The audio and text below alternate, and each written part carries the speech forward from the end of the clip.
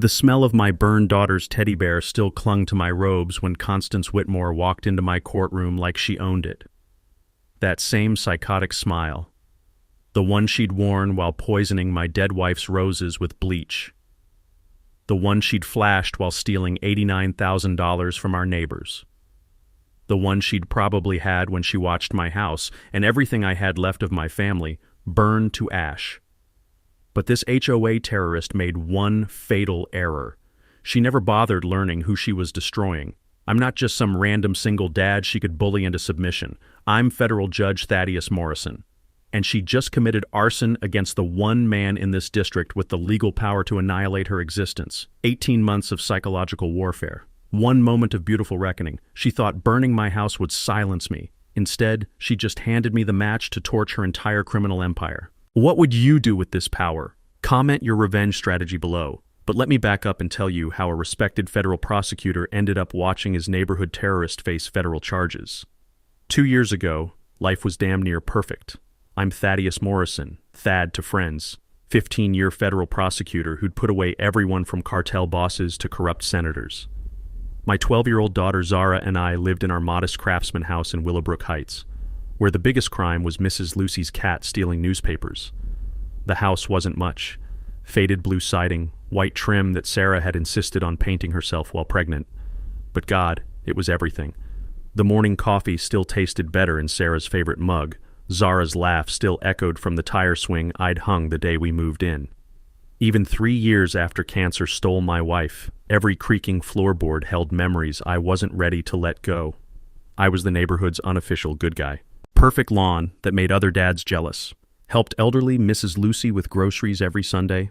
The papery feel of her grateful hands always reminding me of my own grandmother. Coached Zara's Little League team.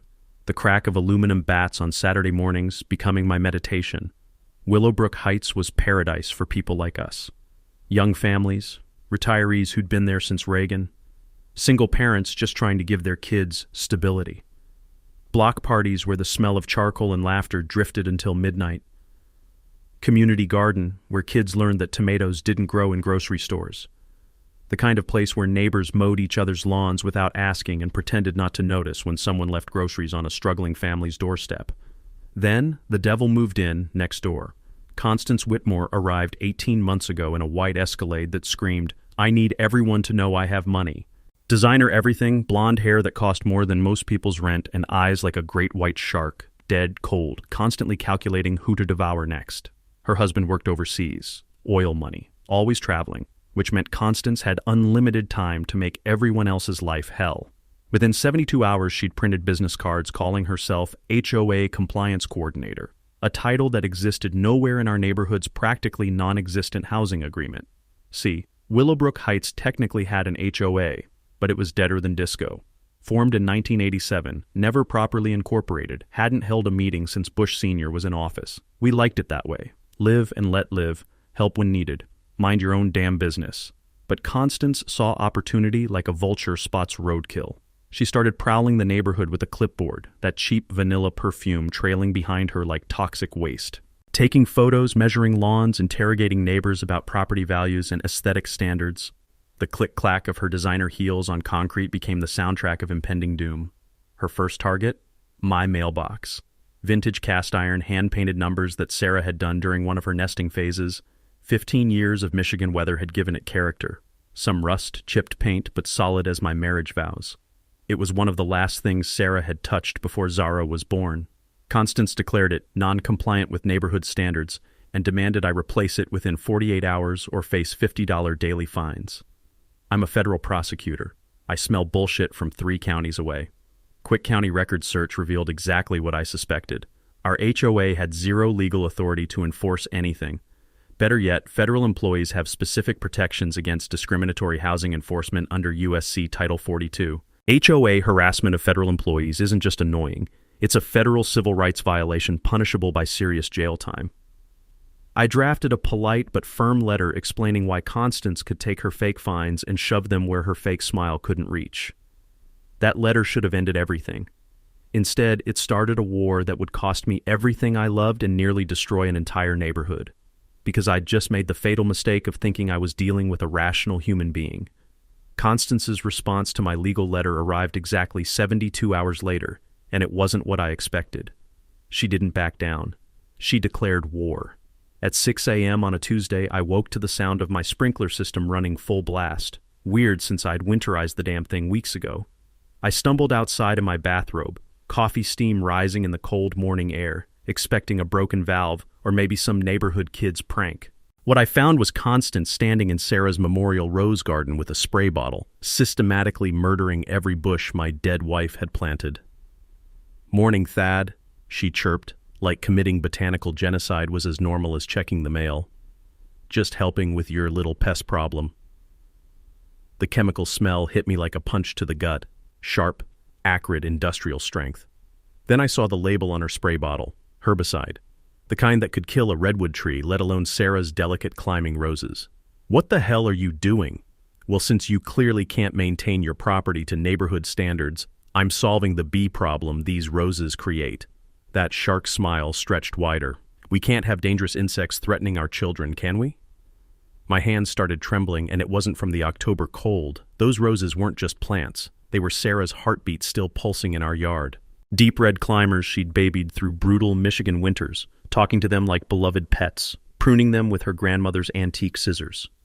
The week before cancer took her, Sarah had gripped my hand with what little strength she had left and made me swear to keep them alive. "There's no bee problem," I managed through clenched teeth. "Oh, but there is. Mrs. Peterson's granddaughter is severely allergic. One sting could kill her." Constance kept spraying, each pump of that bottle like watching Sarah die all over again. "I've documented 17 bee incidents just this month, filed a formal complaint with county health. Pure fiction. Mrs. Peterson was 87, lived alone and hadn't had visitors in years, but I was learning that truth meant nothing to a sociopath drunk on imaginary power." "Stop. You're trespassing and destroying private property. Leave now or I'm calling police." Constance's laugh could have shattered glass. "Oh, honey, you really don't understand how this works. I'm protecting our community from your negligence." She finished executing Sarah's roses, packed up her chemical warfare kit, and strolled back to her sterile lawn like she'd just delivered homemade cookies to a sick neighbor.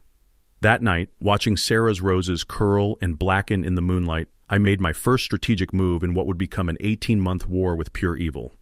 I called in sick and spent the entire next day installing a comprehensive security system. 6 cameras, motion sensors, night vision, cloud backup, every angle covered. Years of prosecuting criminals had taught me that predators like Constance always escalate. And I'd learned from federal cases that residential surveillance laws generally protect homeowners recording anything visible from their own property, especially when documenting ongoing crimes. The investment paid off within 72 hours. 2:47 a.m., my phone buzzed with motion alerts. There was Constance, dressed head to toe in black like some suburban commando, creeping through my backyard with bleach and a stack of official-looking papers. Night vision captured everything in crystal clarity, her pouring industrial bleach directly onto root systems, then carefully placing fake HOA violation notices under decorative rocks. The forged documents were masterpieces of suburban fraud, complete with fake neighbor signatures complaining about safety hazards and property degradation, plus entirely fictional meeting minutes claiming the neighborhood had voted for emergency landscaping enforcement. But Constance made one fatal error. She'd forged Mrs. Lucy's signature. Mrs. Lucy, whose arthritic hands could barely grip a coffee cup. Mrs. Lucy, who couldn't write English beyond her own name. Mrs. Lucy, who'd been warning me for months that our new neighbor radiated very bad energy. I had everything any prosecutor dreams of: video evidence, expert testimony potential, clear criminal intent, trespassing, destruction of property, fraud, forgery. A slam dunk case that should have ended her reign of terror immediately. So the next morning I marched into the police station with my meticulously organized evidence folder and filed formal charges with Sergeant Rick Bellows. That's when I discovered just how far Constance's infection had spread. "Look, Mr. Morrison," Bellows said, sliding my unopened evidence folder back across his desk like it contained anthrax. "Mrs. Whitmore's a pillar of our community. Church volunteer, school fundraiser, always helping neighbors. You sure you're not having some kind of adjustment issues since your wife passed?" The metallic taste of rage flooded my mouth. Adjustment issues? Grief makes people see threats that aren't there. Maybe you should talk to a counselor instead of harassing good people with paranoid conspiracy theories. That's when the horrible truth crystallized. Constance hadn't just targeted my roses, she'd already poisoned the entire system against me. 3 weeks after the Rose Garden massacre, Constance escalated to attacking my family directly. My sister Rebecca had driven 12 hours from Portland for Zara's birthday, the first time she'd visited since Sarah's funeral 3 years ago. Her beat-up Honda Civic looked like it had survived multiple apocalypses, but it ran, and more importantly, it meant Zara got to hear stories about her mom's legendary college pranks. Saturday night, we stayed up until midnight assembling Zara's birthday bike in the garage, the sharp smell of machine oil mixing with Rebecca's lavender perfume while she told stories that made Zara laugh until her sides hurt. Around 1 a.m., Rebecca parked her Civic in my driveway, exactly where every visitor had parked for 5 years. At 6:15 a.m., violent pounding on my door jolted me awake, followed by Zara's terrified screaming, "Daddy, there's a scary truck stealing Aunt Becca's car." I stumbled outside barefoot, pajamas twisted, to find a massive tow truck already winching Rebecca's Honda onto its flatbed. The driver, built like a linebacker with prison tattoos snaking up his forearms, barely glanced up from his paperwork. "Hey, what the hell do you think you're doing?" "Vehicle violation, buddy. No overnight guest parking." He shoved a grease-stained receipt at me. $93.50 to get it back. Cash only, no checks. Guest parking violation according to who? That's when Constance emerged from behind the tow truck, like a spider sensing trapped prey, pristine in designer athleisure despite the early hour, clipboard clutched like a weapon. "Morning, Thad. Terribly sorry about the confusion, but community standards must be maintained." She produced a glossy flyer with the flourish of a magician. New overnight guest parking restrictions became effective Friday. Hand-delivered notices to every responsible homeowner. I snatched the flyer, my hands shaking with rage. Professional printing, fake official seals, completely fabricated regulations claiming any vehicle parked overnight without proper residential designation would be removed. The most insane part? Rebecca's ancient Civic was classified as a commercial vehicle because of a small dent near the license plate. This is Rebecca's personal car. She's visiting family. Commercial-grade damage indicates business usage, Constance explained with the condescending patience of a sociopath addressing a mental patient. Plus, extended guest parking creates safety hazards and impacts property valuations for responsible neighbors. The tow truck's diesel engine growled as it prepared to steal my sister's only transportation. I noticed the company logo, Bellows Recovery Services. The metallic taste of recognition flooded my mouth. Bellows. Same name as Sergeant Rick Bellows, the corrupt cop who dismissed my evidence against this monster. "This is criminal harassment," I said, but Constance had already vanished back into her house of horrors, leaving me standing helpless in Superman pajamas while they literally stole my family's property. That afternoon, while Rebecca spent $80 on ride shares to retrieve her car from some industrial hellscape across town, I channeled 15 years of white-collar prosecution experience into investigating this corruption ring. The county clerk's office became my war room.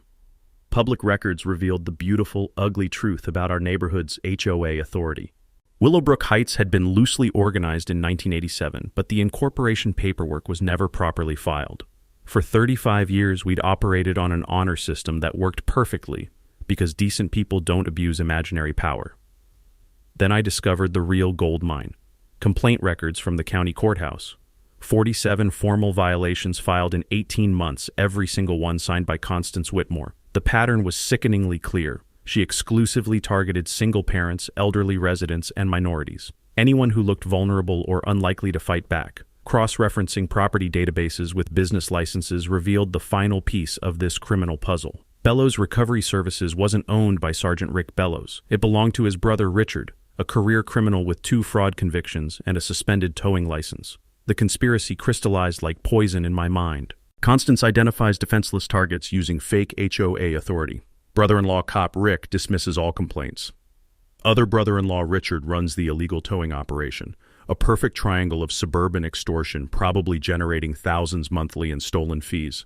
But before I could expose this criminal enterprise, I needed ironclad evidence that would survive their inevitable attempts to destroy me. That evening, I found Zara sitting cross-legged on her bedroom carpet, carefully taping together fragments of a photograph. Sarah teaching 3-year-old Zara to ride her first tricycle. The picture had been in Rebecca's glove compartment. "The mean truck man dropped it when he was being rough," she whispered, tears streaming down her cheeks. "It broke into 6 pieces. but I can fix it if I'm really careful. Watching my daughter try to rebuild that shattered memory of her mother, something arctic and predatory settled into my prosecutor's soul. These parasites weren't just stealing money or harassing neighbors. They were breaking apart the last pieces of my family's happiness, one violation at a time. And I was going to destroy them for it. 2 weeks after they stole Rebecca's car, Constance shattered the last line civilized people never cross. She went after my daughter. Tuesday afternoon, I was in federal court destroying a wire fraud defendant when my phone exploded with emergency calls. 12 missed calls in 30 minutes, all from Zara's school. The metallic taste of pure terror flooded my mouth as I listened to increasingly frantic voicemails. Mr. Morrison, Zara's having a panic attack about strangers in your house. Mr. Morrison, she says men with cameras forced their way inside. Mr. Morrison, she's hyperventilating. We need you here immediately. I abandoned my prosecution mid-closing argument and drove 90 through suburban streets, my hands shaking on the steering wheel. Every parent's worst nightmare screaming through my brain. Break-in, assault, kidnapping, the 1,000 ways monsters hurt children. I found Zara in the nurse's office, pale as death, clutching her rescue inhaler while her whole body trembled. She'd inherited Sarah's asthma along with her green eyes, and terror could trigger attacks that landed us in emergency rooms. "Daddy!" She collapsed into my arms, her heart hammering against my chest. "There were bad men in our house. They had cameras, and they wouldn't leave." Principal Watson looked genuinely shaken. "Zara came home for lunch and found 2 men inside your house. They claimed to be conducting some kind of inspection, but when she asked for identification, her voice trailed off. What happened?" They told her little girls shouldn't question adult authority. Then they kept taking pictures while she begged them to stop. The rage that filled my veins felt different this time. Not hot and explosive, but arctic and calculating. These predators had terrorized my child in her own home, and someone was going to pay in blood. Did anyone call police? Of course. Officers said the inspection was legitimate. Anonymous safety complaints requiring immediate investigation. I drove Zara home, her small fingers crushing mine while she recounted every violation of our sanctuary. 2 men with professional cameras, clipboards, fake authority. They'd photographed everything, her bedroom, my home office, even inside our medicine cabinet. The house reeked of stale cigarettes and cheap aftershave, contaminated by strangers who touched our most private spaces. But in their arrogance, they'd left evidence. A business card behind our couch revealed the beautiful truth. Morrison Property Assessments LLC registered just that morning to a vacant lot address. The certified building inspector was actually Derek Whitmore, Constance's unemployed cousin, whose only construction experience involved 3 DUI arrests and a meth possession charge. The sheer audacity was breathtaking. She'd created a fake company using my own name to justify terrorizing my daughter. That night, while Zara slept in my bed because she was too traumatized to be alone, I filed an emergency restraining order. 18 months of documented harassment using fake authority to traumatize a child, criminal trespass with fraudulent credentials. Judge Patricia Hernandez, who'd known Sarah, granted it immediately. Constance was forbidden from approaching me, my daughter, or my property for 6 months. Violation meant automatic arrest and federal charges. I felt victorious for exactly 14 hours. Wednesday morning, I woke to voices on my front porch. Through the window, I saw Constance chatting animatedly with 2 police officers, coffee cup in hand like they were discussing weekend barbecue plans. When she spotted me watching, she waved cheerfully and dabbed her eyes with a tissue. Sergeant Rick Bellows looked up from his notepad with the expression of a man watching his pension evaporate. "Mr. Morrison, we've got a situation. Mrs. Whitmore says you threatened her life yesterday, made some pretty specific threats about making her disappear permanently. The audacity literally stole my breath. That's impossible. I was in federal court all day, then at my daughter's school. Dozens of witnesses. Constance's performance deserved an Oscar. Trembling hands, tears on cue, voice breaking with perfect timing. I know grief makes people say terrible things, Thad, but when you told me you'd bury me so deep even God couldn't find the body, I had to protect myself. Check the restraining order I filed yesterday." "About that," Bellows interrupted with the enthusiasm of a man facing his own execution. "Mrs. Whitmore filed a counter-restraining order claiming you've been stalking her, taking pictures, following her to church, threatening her life. Judge signed it 2 hours ago." The legal bear trap snapped shut with surgical precision. 2 conflicting restraining orders, each claiming the other party was the dangerous aggressor. A he-said-she-said clusterfuck that would paralyze the courts for months while Constance continued destroying lives. But this time, her sociopathic cleverness had backfired spectacularly. Because filing false police reports against a federal prosecutor isn't just local corruption. It's a federal crime that carries 20 years in prison. And I was about to show her the difference between small-town bullying and federal justice. That night, while Zara slept fitfully beside me, I made a phone call that would change everything. Marcus, it's Thad Morrison. I need a favor. Marcus Webb had been my law school roommate before becoming the FBI's best financial crimes investigator. We'd stayed close over the years, bonding over bourbon and war stories about white-collar predators who thought they were too clever to get caught.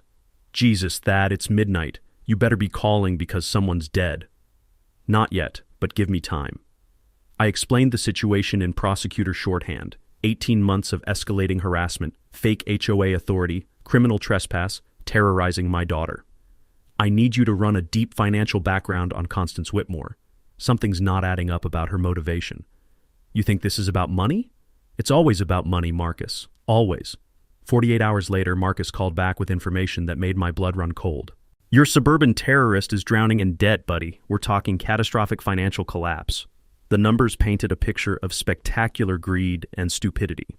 Constance owed $89,000 in back taxes on a rental property she'd bought with fraudulent income documentation. Her husband's overseas oil job had ended 8 months ago. He was actually working at a truck stop in Nevada, sending home barely enough to cover their mortgage. The Escalade was 3 payments from repossession, and she had 17 maxed-out credit cards hidden from her husband. But here's where it gets interesting, Marcus continued. She's been collecting HOA assessment payments from your neighbors for 18 months. We're talking about $340,000 that should have gone into a community fund. My prosecutor instincts started humming like live wires. There is no community fund. Exactly, because there's no legitimate HOA. She's been pocketing every penny while using intimidation to keep people paying. Classic extortion scheme with a suburban twist. The beautiful, horrible picture crystallized. Constance wasn't just a power-hungry sociopath. She was a desperate criminal using fake authority to fund her collapsing lifestyle. Every illegal fine, every fabricated violation, every intimidation tactic was designed to steal money from neighbors too scared or confused to fight back. How many families has she targeted? 23 households paid illegal assessments. Another dozen got hit with violation fines ranging from $50 to $500. She's particularly vicious toward minorities and single parents, anyone who might not understand their rights or have resources to fight. I thought about Mrs. Lucy, who'd mentioned paying neighborhood fees she couldn't afford. Marcus, the young dad who'd seemed nervous whenever Constance appeared. How many families had been quietly terrorized into poverty by this suburban predator? There's more, Marcus said. Federal mail fraud charges are slam dunk. She used postal service to deliver fake HOA notices demanding payment, wire fraud for electronic transfers. And if you can prove she targeted people based on race or family status, civil rights violations under the Fair Housing Act. 20-year federal sentences, Thad. This isn't small-town harassment anymore. This is organized crime with federal jurisdiction written all over it. For the first time in 18 months, I felt the cold satisfaction of a predator about to become prey. Constance had made the fatal mistake that destroys every criminal eventually. She'd gotten greedy enough to commit federal crimes while targeting a federal prosecutor. But I needed ironclad evidence before making my move. One mistake, one procedural error, and she'd walk free while portraying herself as the victim of prosecutorial abuse. I need surveillance, financial records, victim statements. Can you get me a federal task force? For a case this clean? Hell yes. Give me a week to coordinate with the U.S. Attorney's Office. We'll take this bitch down so hard she'll bounce. I hung up feeling something I hadn't experienced since Sarah's death. Hope. Not just for justice, but for the satisfaction of watching a predator realize she'd been hunting the wrong prey all along. The hunter was about to become the hunted, and I was going to enjoy every second of her destruction. The next morning, I called in every favor I'd accumulated in 15 years of federal prosecution. This wasn't just about justice anymore. This was about surgical precision in dismantling a criminal enterprise that had terrorized an entire neighborhood. My first call went to Special Agent Rebecca Torres at the FBI's Economic Crimes Unit. Torres specialized in housing fraud and had a particular hatred for predators who targeted vulnerable families. When I explained Constance's operation, her response was immediate and profane. Federal employees being targeted for housing harassment, mail fraud using fake HOA authority. Jesus Christ, Thad, this is a prosecutor's wet dream. I can have a task force assembled by Thursday. Next, I contacted Sarah Lucy at the IRS Criminal Investigation Division. Sarah, no relation to my late wife, but equally relentless when pursuing tax evaders, practically purred when I described Constance's unreported income from illegal assessments. $89,000 in undeclared revenue plus tax evasion on rental property? We're talking felony charges with mandatory minimums. I'll have forensic accountants crawling through her finances by Monday. But the most important call went to Maria Santos at the Justice Department's Civil Rights Division. Maria had spent her career prosecuting housing discrimination cases, and when I outlined Constance's targeting patterns, minorities, single parents, federal employees, her voice turned Arctic. Fair Housing Act violations with a pattern of discriminatory enforcement, that's my specialty. If we can prove systematic targeting based on protected characteristics, we're looking at hate crime enhancements. 25 to life, no parole. While federal agencies mobilized their resources, I turned to the most crucial element, organizing my terrorized neighbors into willing witnesses. That Saturday afternoon, I knocked on Mrs. Lucy's door with a plate of homemade cookies and a proposition that would either save our neighborhood or get us all sued into oblivion. Mrs. Lucy, I need to ask you about the neighborhood fees you've been paying to Constance. Her weathered face immediately filled with worry. I don't want trouble, Mr. Morrison. She said if I don't pay, she'd call immigration on my grandson Tommy. The bastard had been threatening a decorated Marine veteran whose only crime was having Korean grandparents. I spent an hour explaining that Mrs. Lucy had been the victim of systematic extortion, that the fees were completely illegal, and that Tommy's military service gave him more right to be here than Constance's criminal ass. By Sunday evening, I had quietly visited 17 households, documenting a pattern of abuse that made my prosecutor's heart sing with vindictive joy. Young families paying illegal assessments to avoid fabricated violations, elderly residents surrendering life savings to prevent fake legal actions, single mothers working double shifts to afford Constance's phantom fines. Marcus Rodriguez, the nervous young dad I'd noticed avoiding Constance, broke down in tears when I explained his rights. She said if I didn't pay the pool maintenance fee, she'd report me to Child Protective Services for unsafe living conditions. My wife and I have been eating ramen for months to afford her bullshit fees. There was no pool in our neighborhood, never had been. Each story fed the growing case file that would eventually bury Constance so deep she'd need archaeological equipment to see daylight. But documentation wasn't enough. I needed real-time evidence of ongoing crimes. That's when I reached out to Detective Luis Mendoza at the State Police Public Corruption Unit. Mendoza specialized in cases involving dirty cops, and when I mentioned Sergeant Rick Bellows' involvement, his interest became laser-focused. Local cop dismissing legitimate complaints against his brother's business partner? We've been watching Bellows for months. This gives us probable cause for wiretaps and surveillance. Within 72 hours, Mendoza had secured court orders for phone taps on both Bellows brothers and Constance. Hidden cameras went up around the neighborhood, recording every interaction, every threat, every moment of criminal activity. The breakthrough came when forensic accountants discovered Constance's secret weapon, a fake property management company called Willowbrook Community Services. For 18 months, she'd been sending professional invoices for non-existent services, pool maintenance, landscaping, security patrols, community events that never happened. The invoices looked legitimate enough to fool busy homeowners who assumed someone else was handling neighborhood affairs. But the most damning evidence came from her own greed. Text messages between Constance and Derek revealed her entire strategy. Target the single parents and old people first. They're too scared or stupid to fight back. Once we've trained the neighborhood to pay, we can hit everyone else.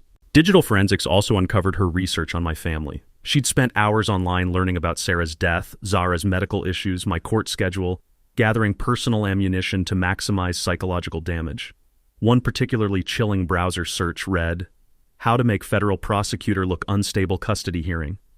She hadn't just been harassing us randomly. She'd been conducting psychological warfare with surgical precision, designed to destroy my career and steal my daughter. By Friday morning, we had assembled the kind of case that makes defense attorneys weep. Federal mail fraud, wire fraud, tax evasion, civil rights violations, racketeering, conspiracy, and criminal intimidation. 23 victims willing to testify. 6 months of recorded phone calls, financial records proving systematic theft. The trap was set, baited with 18 months of Constance's own criminal arrogance. Now we just had to wait for her to walk into it. 3 weeks into the federal investigation, Constance must have sensed the walls closing in, because her harassment escalated into something far more dangerous than fake fines and illegal towing. It started with the break-in that wasn't a break-in. I came home from court on a Thursday evening to find my front door slightly ajar, the bitter smell of cigarette smoke drifting from inside. Every prosecutor instinct screamed danger as I pulled Zara behind me and called for backup before entering. The house looked like a hurricane had hit it. Drawers dumped, papers scattered, furniture overturned. But this wasn't a robbery. Nothing valuable was missing. Instead, someone had been searching for something specific, leaving behind a calling card that made my blood freeze. On my kitchen table sat a manila envelope marked "Evidence of Judicial Misconduct," filled with fabricated documents that would have impressed any federal forger. Fake bank statements showing mysterious deposits. Doctored emails suggesting I'd taken bribes in previous cases. Professional quality photographs of me talking to Marcus Webb with captions claiming he was a known criminal informant paying for favorable treatment. The masterpiece was a forged letter on federal courthouse letterhead, allegedly from me to Constance, containing graphic threats that would end my career and land me in prison if anyone believed them. The forgery was good enough to fool casual inspection, letterhead, signature, even the right security paper. But Constance had made two fatal errors. First, the letter was dated for a day when I'd been in Washington, D.C. testifying before Congress, easily verified by C-SPAN footage and hotel records. Second, she'd used phrases no federal prosecutor would ever write, legal terminology that revealed the author's complete ignorance of actual court procedures. More importantly, FBI surveillance had recorded Derek Whitmore breaking into my house while Constance directed the operation from her car, smoking cigarettes and coaching him through a Bluetooth earpiece. "Plant the envelope on the kitchen table where they'll definitely find it," her voice crackled through federal recording equipment. "Make sure you get fingerprints on everything, so it looks like he was trying to hide evidence." The irony was beautiful. While committing federal breaking and entering to frame me for crimes I didn't commit, she was creating ironclad evidence of crimes she actually was committing. But the frame-up attempt was just foreplay for what came next. Friday morning, local news ran a story that made my stomach drop into my shoes. Federal judge under investigation for corruption. Someone had leaked the fabricated evidence to Channel 7, complete with anonymous quotes from concerned neighbors, describing my erratic behavior and suspicious activities.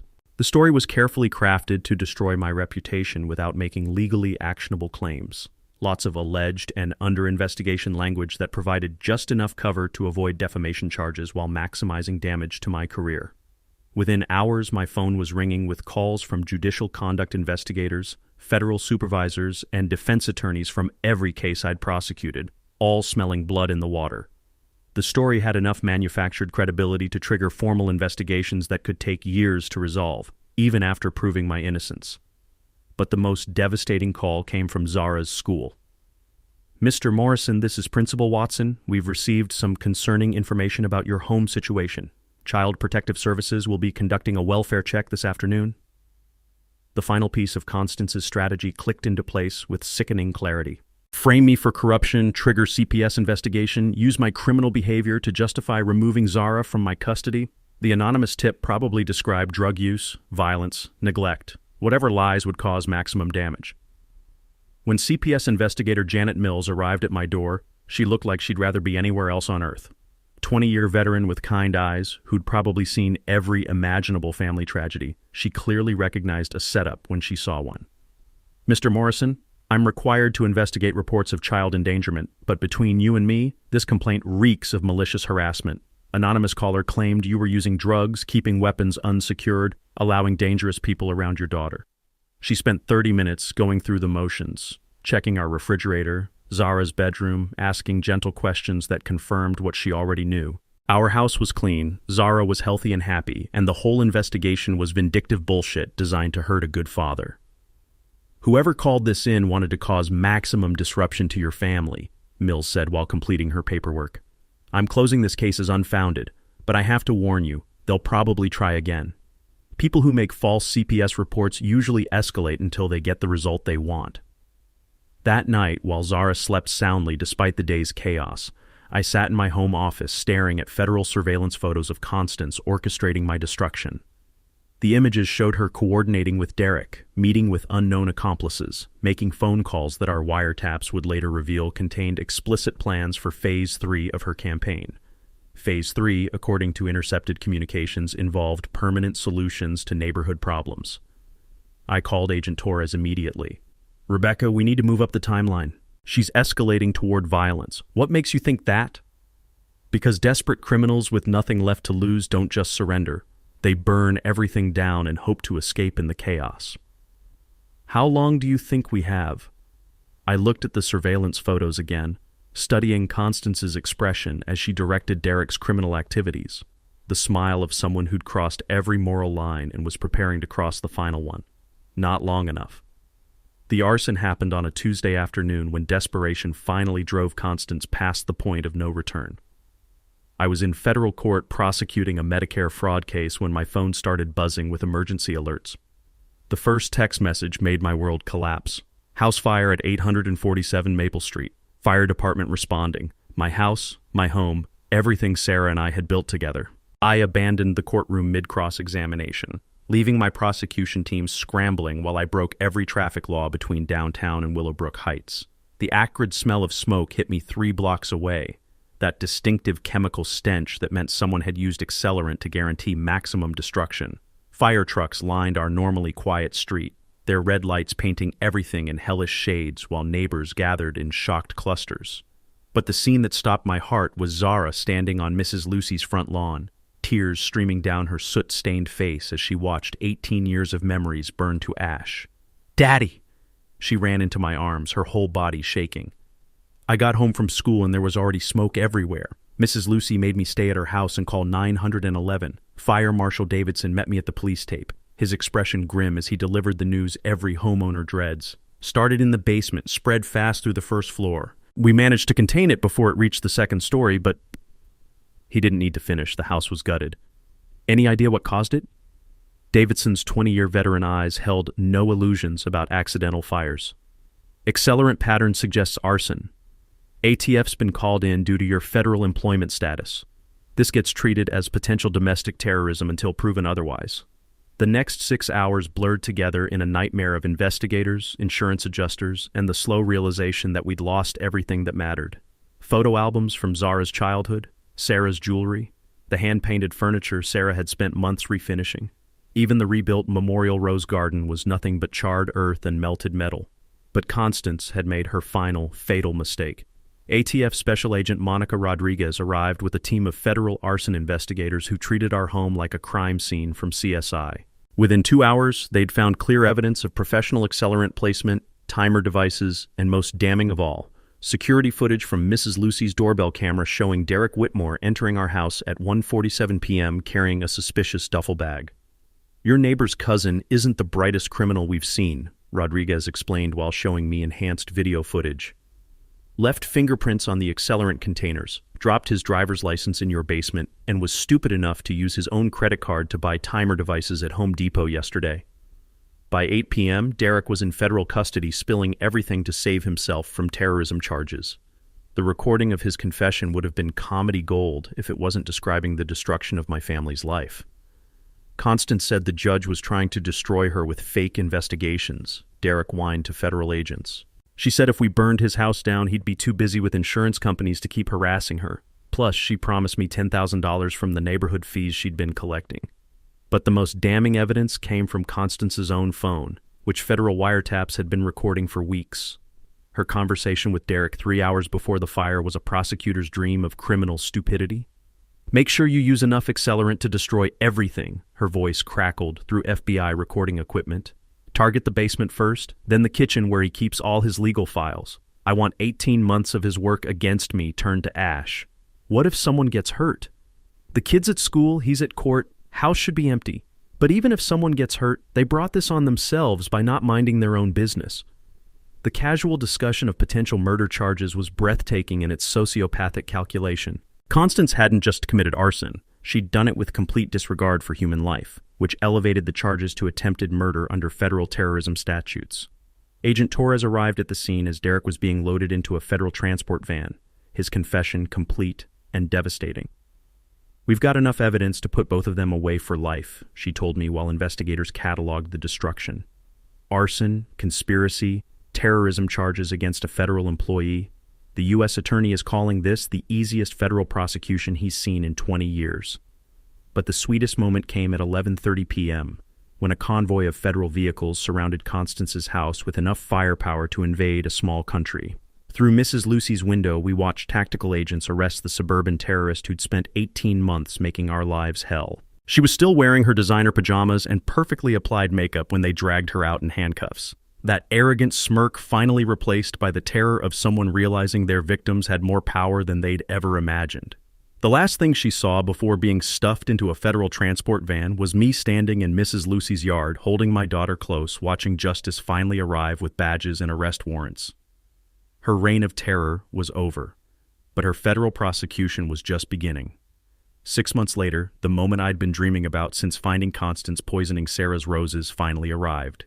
United States versus Constance Whitmore and Derek Whitmore, federal court, full media circus. I'd recused myself from the case, obviously, but visiting Judge Patricia Hernandez had no such conflicts. Hernandez was a legend. 20 years on the federal bench, zero tolerance for criminals who targeted families, and a particular hatred for housing discrimination cases that reminded her of her own childhood in segregated Texas.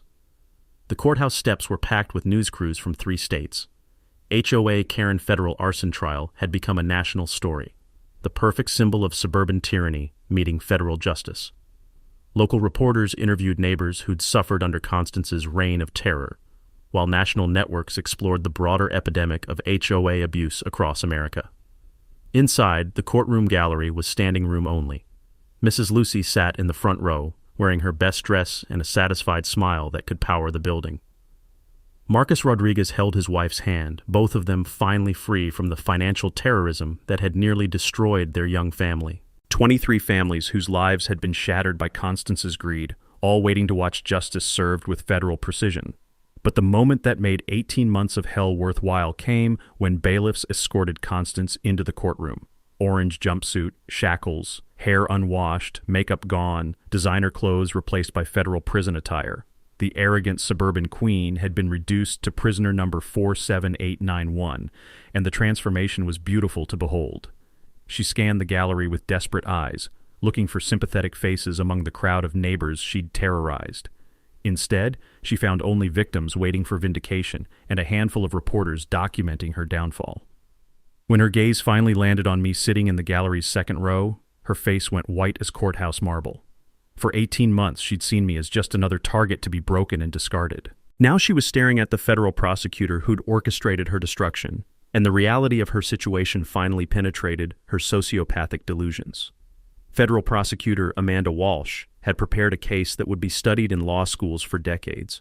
The evidence presentation took 3 days and felt like watching a masterclass in criminal stupidity. Phone recordings of Constance planning crimes, video footage of Derek committing arson, financial records showing systematic theft from 23 families, expert testimony about psychological terrorism and housing discrimination.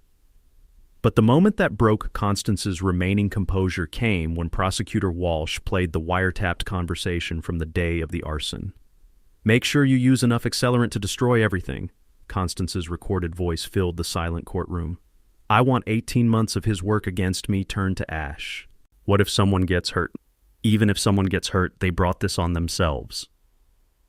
The casual discussion of potential murder charges echoed through the courtroom like a death sentence. Jury members visibly recoiled. Gallery observers gasped. Even Constance's overpriced defense attorney looked like he wanted to crawl under his table. When the recording ended, Judge Hernandez's voice cut through the silence like a blade. "Mrs. Whitmore, you discussed burning down a family's home with complete disregard for whether a 12-year-old child might be killed. Do you have anything to say about that?" Constance's lawyer frantically whispered in her ear, probably begging her to stay silent. But 18 months of unchecked arrogance had destroyed whatever impulse control she'd once possessed. She stood up, shackles clinking, and delivered the most self-destructive statement in federal court history. "Your Honor, I was protecting our neighborhood from someone who refused to follow community standards. Mr. Morrison thought being a federal employee made him special, made him exempt from rules that apply to everyone else. Someone had to teach him that no one is above accountability." The courtroom erupted. Gasps, whispers, the scratch of reporters' pens capturing every word of Constance's confession. She just admitted to arson, terrorism, and targeting a federal employee specifically because of his government position, federal hate crime territory with mandatory minimum sentences. Judge Hernandez gavelled for order, but her eyes held the cold satisfaction of someone about to deliver justice with surgical precision. Mrs. Whitmore, you just confessed to federal terrorism charges while showing zero remorse for nearly killing a child. Your actions terrorized an entire neighborhood, stole hundreds of thousands of dollars from working families, and culminated in arson that could have murdered innocent people. The sentencing took exactly 3 minutes. Constance Whitmore, you are hereby sentenced to 15 years in federal prison without possibility of parole. Derek Whitmore, your cooperation earns you 8 years with supervised release. You will both pay full restitution to your victims, totaling $473,000 in stolen fees, property damage, and punitive damages. The gallery exploded in applause. Mrs. Lucy wiped tears from her eyes. Marcus Rodriguez kissed his wife. 23 families who'd lived in terror for 18 months finally watched their tormentor face consequences that matched her crimes. But the sweetest moment came as bailiffs prepared to escort Constance back to federal custody. She turned for one last look at the gallery, searching for sympathy that would never come. Instead, she found me standing with Zara, both of us watching her federal conviction with the satisfaction that only true justice can provide. Her suburban dictatorship was over. Her federal prison sentence was just beginning. 2 years later, the smell of fresh coffee mingles with blooming roses as I sit in our rebuilt kitchen, watching Zara practice her driving in the driveway where this nightmare began. The new house rose from Constance's ashes like a phoenix built of steel and determination. Insurance money, federal victim compensation, and donations from neighbors who'd found their courage created something stronger than what we'd lost. Zara's bedroom overlooks the memorial garden, where Sarah's roses now bloom alongside contributions from every family Constance had terrorized. Mrs. Lucy tends the garden each morning, her weathered hands nurturing beauty where evil once tried to plant fear. The crack of Zara's baseball bat echoes from the backyard where she practices for varsity tryouts, the sound of a teenager who learned that victims can become victors when they refuse to surrender. But our personal healing was just the beginning. Willowbrook Heights transformed into something unprecedented, a neighborhood that actually protects its residents. Our legitimate HOA, formed 6 months after Constance's conviction, operates with bylaws written by constitutional lawyers and transparency that makes corruption impossible. Property values soared 40% as young families specifically sought homes in the community that fought back and won.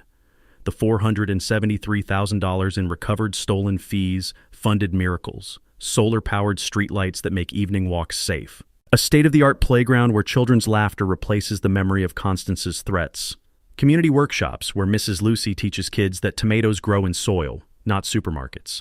Most importantly, those funds seeded the Willowbrook Heights Justice Fund, which has helped 87 families across the country escape their own HOA nightmares. Marcus Rodriguez, once terrified of Constance's fake authority, now directs our legal education program, teaching families the 3 critical steps that save lives and money.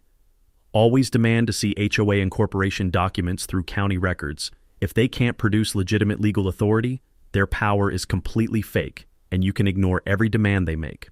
The legal precedents from our case revolutionized housing protection nationwide. Constance's law mandates annual financial audits for all HOAs and criminal background checks for anyone claiming neighborhood authority. Federal guidelines now require FBI investigation whenever federal employees face housing harassment, and our case is studied in law schools as the gold standard for prosecuting suburban terrorism. Constance herself serves as a permanent reminder that actions have consequences. Year 3 of 15 at Federal Correctional Institution Danbury, working prison laundry for 23 cents hourly while her victims thrive in the community she tried to destroy. Recent reports suggest federal custody has taught her that entitled attitudes don't survive contact with hardened criminals who despise child-targeting predators. Derek washes dishes in Oregon, still paying monthly restitution until 2045. Sergeant Rick Bellows lost his pension and freedom, serving 2 years for public corruption. Brother Richard's towing empire was seized and sold, the trucks now serving legitimate businesses instead of preying on desperate families. But the victory that matters most happened last month at our 3rd annual community festival. Zara, now 16 and fierce with Sarah's determination, announced scholarship recipients to a crowd of 600 people, including federal agents, reporters, and families visiting from neighborhoods fighting their own battles. These awards honor kids whose parents never surrendered to bullies, she declared, her voice carrying across faces that had known fear and chosen courage, because the best revenge against people who try to destroy you is building something beautiful where they left ashes.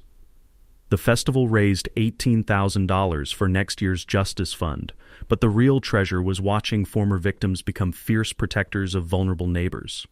Mrs. Lucy's grandson Tommy, the Marine veteran Constance had threatened with deportation, now leads our neighborhood watch program with military precision and infinite patience. Standing in our garden as sunset painted the roses gold, I felt Sarah's presence in every bloom, every laugh, every moment of peace that evil had tried to steal but couldn't destroy. We didn't just survive Constance Whitmore's reign of terror. We transformed it into something beautiful. Your turn to fight back. Share your HOA horror story in the comments below. You're not alone, and together we can expose these suburban predators. Hit subscribe to HOA Stories for more tales where justice wins and communities heal, because good people really do triumph when they refuse to surrender. The war for your neighborhood starts with one brave family willing to stand up. Make sure that family is yours. We appreciate you spending your time with us on HOA Stories, where HOA Karens finally get checked. If you enjoyed today's drama, hit like, comment on your favorite part below, and don't forget to subscribe so you'll be the first to catch our next HOA showdown.